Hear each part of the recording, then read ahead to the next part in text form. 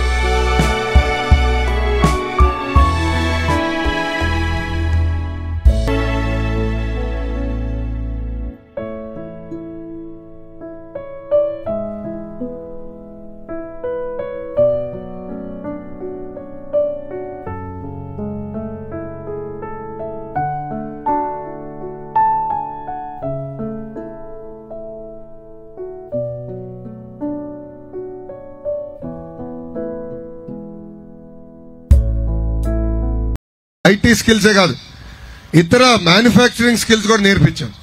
So blue collar కి కావాల్సిన skills కూడా నేర్పించాం. అక్కడ ఆర్ఎఫ్పి, రిక్వెస్ట్ ఫర్ ప్రపోజల్, ఆర్ఎఫ్పిలో చాలా క్లియర్ గా ఎన్ని నట్స్ ఉండాలి, ఎన్ని బోల్ట్స్ ఉండాలి, ఏమేమి ఉండాలి కూడా ఉంది. అందుకే కదా ఈ రోజు కోర్టులో ఆ ఛార్జ్ షీట్ వేసినా జడ్జి గారు తీసుకోవట్లేదు ఆ ఛార్జ్ షీట్. ఎందుకంటే చంద్రబాబు నాయుడు గారు ఏనాడు తప్పు చేయాలా నిప్పులాగా బతికిన వ్యక్తి అయినా. మన ప్రభుత్వ అధికారంలోకి వచ్చిన మొదటి 100 రోజుల్లో స్కిల్ డెవలప్మెంట్ ని ముందలు తీసుకెళ్తాం. Thank you sir. నెల్లూరు జిల్లా వార్తలను అత్యంత వేగంగా అందిస్తున్న మీ సింహపురి న్యూస్ ఛానల్ ను సబ్స్క్రైబ్ చేయండి. అందులోని ప్రతి వీడియోని లైక్ చేయండి, షేర్ చేయండి, మరింత మంది చేత సబ్స్క్రైబ్ చేయించండి. నెల్లూరు జిల్లా జర్నలిస్టుల మిత్రుల సహకారంతో ప్రారంభమైన ఏకైక ఛానల్ సింహపురి న్యూస్, అణగారిన వర్గాల గొంతుక.